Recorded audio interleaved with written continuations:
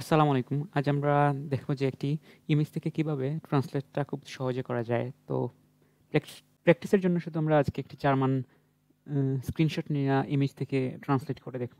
তো সেজন্য আমাদেরকে এই যে টেক্সট গুগল ট্রান্সলেটে প্রবেশ করার পর টেক্সট নামক যেই অবস্থাটি আছে সেখানে প্রথমেই দেখাবে আপনাকে ইমেজেস এখানে সিলেক্ট করতে হবে। ইমেজেস সিলেক্ট করার পর ব্রাউজ ইউর ফাইলস।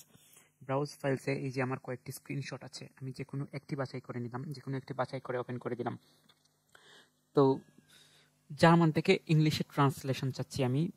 পিকচারটি আছে আমার জার্মানিতে, এখন দেখুন ইংলিশে ট্রান্সলেট হয়ে গেল খুবই সহজে। আপনি যদি এটি এটি অরিজিনাল দেখতে চান, অরিজিনাল শো যদি দেখতে চান, দেখুন এই যে লিভে গ্রেটে ছিল ডিয়ার গ্রেটে, লিভে গ্রেটে থেকে ডিয়ার গ্রেটে, এই বামের অংশটি ছিল জার্মান এবং ডানের অংশটি ইংলিশে ট্রান্সলেট হয়ে গেছে।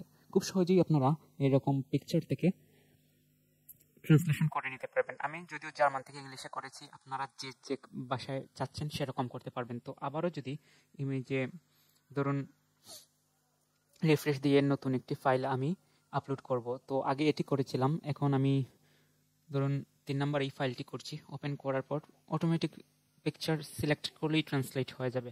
তো দেখুন সব ইংলিশে আমাকে দিয়ে দিচ্ছে, কিন্তু ছিল জার্মানিতে। আপনি যদি শো অরিজিনালে যান, দেখবেন ছিল জার্মানিতে আর হয়ে যাচ্ছে ইংলিশ।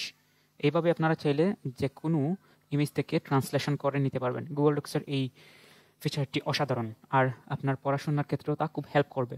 ধন্যবাদ সবাইকে। আগামীতে আরও ইউজফুল ভিডিও নিয়ে আসবো। ভালো থাকবেন, সুস্থ থাকবেন।